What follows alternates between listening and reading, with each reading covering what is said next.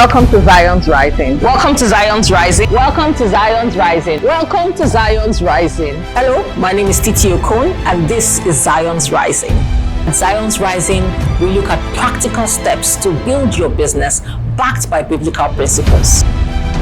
Hello, my name is Titi Okon. Welcome to Zion's Rising. Drop us a comment in the chat section. Let me know where you're watching from. I'm so blessed to have you on this episode of Zion's Rising, brought to you by the Sun Church on the Business Shifts channel. You can now watch the show on YouTube. Just subscribe to @official Titi Okon. Make sure you like it, subscribe, and leave a comment telling me where you're watching from. Make sure you drop a comment, subscribe to the channel. Let me know where you're watching from. I'd love to hear from you. Okay, so how's the chicken? How have you been? How's business going?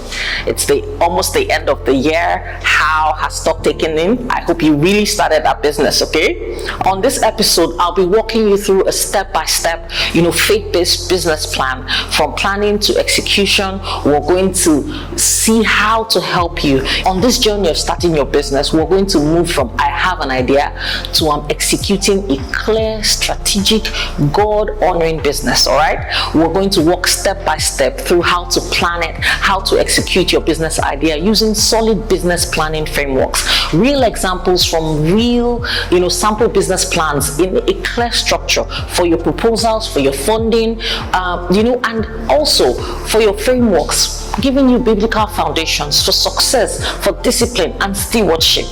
I want to not only inspire you, but also to help you build a roadmap. Every business starts as a spark, but kingdom entrepreneurs must move from inspiration to assignment. You must write the vision and make it plain. God does not just give feelings and ideas. He expects you to write them down, clarify them, and run with them. That's writing the vision becomes your business plan. See your business as a calling and a trust. Like in the Bible story about the talents, the servants were given resources and expected to multiply them, not bury them. Your first step is to describe your business in one sentence. I help identify your target customer to feel in the problem that you are solving by producing this product or this service. Your business idea could be I help small businesses manage their finances by providing simple, cloud-based bookkeeping, accounting services. You know what your business is. You know the problem you are solving. You must see your business as a calling and understand that your calling solves a problem. Don't be solely focused on the spreadsheets and the markets. Take some time to focus on the first asset of the business. You. That's right. You must understand that everything that goes towards making you a success is inside of you. E.W. Kern, in his book, The Signpost on the Road to Success, says you must go down with a flashlight into the hidden treasures within you. Find the undeveloped. Find that writer that is not developed. Find that teacher, that leader, that manager, that inventor. 2 Corinthians 4 verse 7 calls us earthen vessels carrying treasure. We are reminded that each and every one of us, we have different gifts according to the grace given to us. Your gifts, your experiences, your personality, your character, in fact, determine the destiny of your idea. Investors and partners don't just look at the idea, they're looking at you. So you must have self-discipline. You must be able to rule your temper, your tongue, your habits. You must be able to keep putting your best into each day, training yourself to become valuable. In practical business terms, that means that you're showing up on time, you're delivering what you promised, you're learning the parts of your business that you are weak in, and you are acting like the CEO of your assignment even before you register your company. You should write down your gifts, write down key experiences, write down character habits that you will intentionally work on, over the course of the next, say, 30 or 90 days. Keep working on it, keep advancing, keep making sure that you're the best you. You can improve on habits like punctuality, consistency, your follow through. These are key traits that can make or break your enterprise. Now that you have taken the time to know yourself, you must know your market. Who are you sent to? Every calling has a people attached to it. Paul was sent to the Gentiles, Moses to Israel. Jesus described his assignment as being sent to the lost sheep of Israel. Your business is no different. You are not called to serve everybody. Your business planning guides the emphasis on your market analysis. Understand the size, structure, and trends of your industry. You must be defining your specific target markets, in being clear about who you serve. Proverbs 27:23 says, be sure you know the condition of your flocks. In business, the flock is your customer. You must define your target customer clearly. Who are they? What's their age? What's their income bracket? What kinds of jobs do they typically hold? What are the life stages that they are in? These things will help you. Where do they live? Are they city dwellers? Are they online? Are they in your neighborhood? What are their daily struggles that your business can solve? And what do they value most? Is it price? Is it quality? Is it speed? Is it trust? Is it convenience? When you have understood their pain, then you can take the step of understanding the competition. People don't buy products, they buy solutions to pain. Good plans analyze the overall market. Zoom into a defined target segment and study competitors. Who are they? How big are they? What are they competing on? Is it just price? Is it quality? Is it service? Is it reputation? Figure out where they are vulnerable. You must ask, what are existing players doing well? What are they doing poorly? What are customers complaining about? Proverbs 18 warns against answering before listening. Your first product should be based on what the market has said, not just what you imagine. Do basic market research. Talk to at least 10 people in your target segment and ask them, what are your frustrations? What have they tried and what do they wish existed? Then perform a simple SWOT analysis. Look at the strengths, weaknesses, opportunities, threats. And after you've done that, add it to your roadmap. Your business plan really is your roadmap. Is the roadmap that has those samples and those milestones. Is that sales document competing for the attention of investors? A typical business framework will include like your summary, your history. What's the product? What's the service? What are the market competitors? What is your marketing plan? What's the product or your operations plan? What's your management going to look like, and what are the objectives that you have placed on it? Where is your finance coming from? What's the risk, return, and exit plan? These are things that if you put them together in that business plan, it creates a great picture. Luke 14:28 says that who wants to build a tower without first sitting down and calculating the cost? Your plan is that sitting down and calculating. If you haven't already, sit down and create a one-page, business plan. Look at it, make it a lean plan with brief bullet points on the idea, on the product, the service, the target market, the key competitors, the marketing, the operations, the team, the rough startup costs, and even the funding sources that you're looking at. Now you have your roadmap, you have your company, a product, and the market is starting to take shape. Okay, you are painting a vivid picture. Drop your company description, include your mission statement in it. Why do we exist? What is your company's philosophy and values? What's its vision? What are its goals? What are its milestones? What are its targets? Your markets, your industry and the competitors. What's the legal structure and ownership structure? Spiritually and practically, you might say our mission is to serve this group of people, with this solution, but in a way that reflects integrity, excellence, and love for people. Map out your products and your services. Clearly state what you sell, what problem it solves, what makes it unique, and any intellectual property, how you price it, how it compares in the market. Be specific about its features, what variants you have, what are the sizes, what is the quality, what are its benefits even. Have a market description and competition analysis. What's the industry size and what are the growth trends. Gather evidence of customer demand and where your product fits in. Don't just live inside your head. Find out these things. Set out your competitor analysis. Who are your main competitors? What are their strengths? What are their weaknesses? How will you position yourself differently? This ensures that you have proper information to develop a marketing plan. Now that you have all this data, you can answer the important questions. How will people find out about me? How will they decide to buy from me? A solid marketing plan covers how you sell. Is it going to be direct, through distributors, retail, online? How do you intend to service customers? What advertising and promotion are you going to use? What are its costs? What's your pricing strategy? And what will be your distribution channels? Marketing is not just noise, it's visibility with purpose. Matthew 5:14 says we are a city set on a hill that cannot be hidden. Marketing is one way your light, your value is put on a stand. Choose your main marketing channels. Is it Instagram? Is it WhatsApp broadcast? Is it your church or your community? Is it through networks of Facebook? Is it with physical flyers, referral programs? Is it TikTok, YouTube, emails list? The list is endless. So you have to decide how often are you showing up and what type of content are you creating. Set a small but realistic monthly marketing budget. Next, focus on operations, on your systems, on building your team.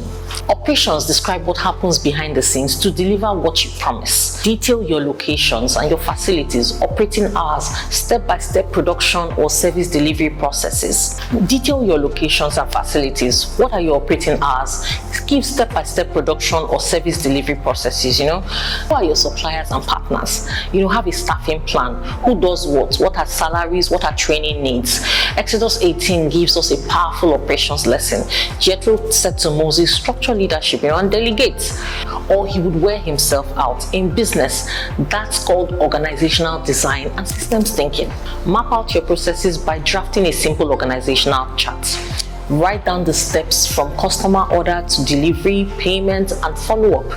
Identify the tools that you will use and list roles that involve marketing, sales, operations, finance, customer support. Even if you're the one filling out all those roles in the beginning, then look into your startup costs, your funding, your financials.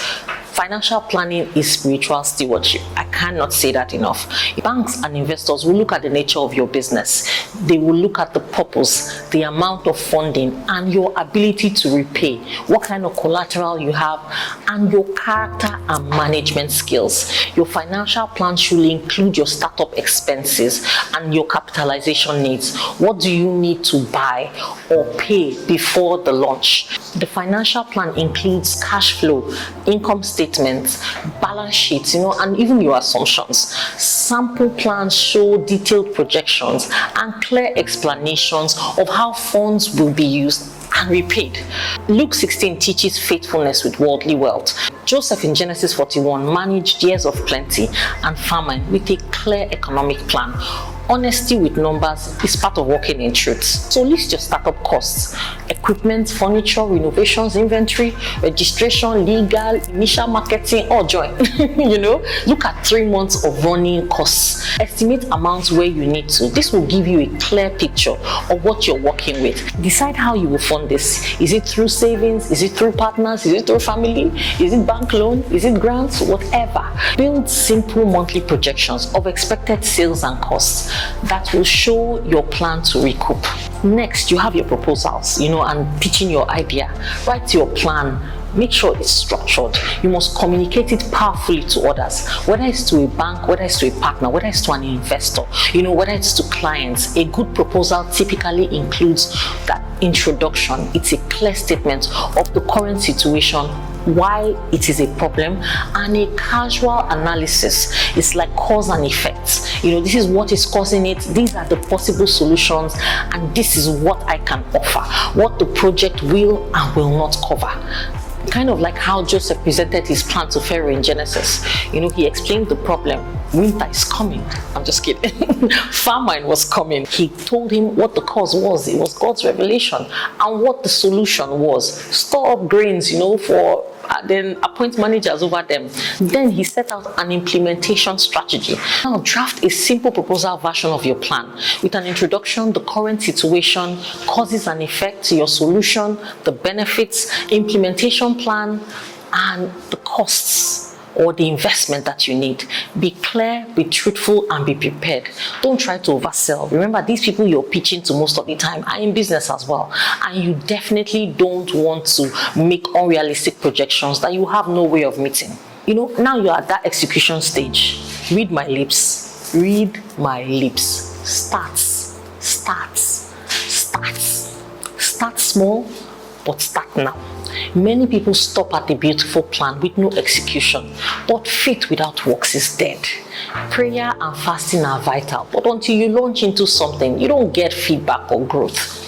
People become outstanding by simply keeping at it, practicing when others played, clearing land, acre by acre, putting their best into it each day. Persistence, discipline, focus, effort turn potential into results. Define what your minimum viable launch is. Ask, what is the smallest version of my plan or my product or my service that I can launch within the next 30 days? Set a launch date. Decide how you get your first 10 customers. Deliver with excellence. Collect feedback and adjust for the next phase of review, of growth, and of kingdom legacy. As you execute your plan, it becomes a living document. You monitor actual results against your projections. You learn from them, and you know where you need to modify your plan. You ask what's working and what isn't. Where is the demand strongest? What systems keep breaking? And which roles do we need to fill next? Growth might mean opening another location, expanding your product line, or digitizing your service, hiring staff, or partnering with others. For the kingdom entrepreneur, growth is not only about revenue, it's about impact and legacy. Proverbs 13:22 says, a good person leaves an inheritance for their children's children. Your business can employ people. It can model integrity and excellence. It can fund kingdom projects. It can mentor young entrepreneurs and shift the atmosphere in your industry. So define your impact and your legacy goals. Ask, who will better because my business exists? How will you use your platform to mentor and disciple others? And how will you ensure that your system, structures, and values outlive you? In this episode, we've walked step by step through how to plan and execute a business idea, recognizing your business as a calling and discovering the treasure God put in you, and understanding the people that you are sent to, studying their pain and your competition, building a clear business plan, designing products, designing your markets, planning your marketing, your operations, and your systems, clarifying your startup costs and funding, writing persuasive proposals, starting small but starting now, and thinking in terms of kingdom legacy. Well done, keep moving, stay strong, and in due time you will break forth as the breaking of many waters. God sees your stretches and your sacrifices, and He's with you every step of the way, helping you. Keep building, keep believing. My prayer is that you move from ideas to implementation, from fear to faithful action, and from small thinking to kingdom vision. I pray that every step of the way you receive wisdom and light and the impetus for action. My God strengthen you for the journey ahead and cause His face to shine on you. I speak supernatural favor and lifting over your business, and I declare that you are seeing the infallible proofs of the risen Christ in your business, in your health, in your life, and in the life of your family. In Jesus' mighty name, amen. God bless you. Thank you so much for joining us on this episode of Zion's Rising. Until next time, I leave you with these words. My greatest call is to the gospel, to preach and support the gospel with all God has provided for me, and to bless humanity with my God-given talent and skills. So until next time, remember, God loves you, and so do I. So keep rising.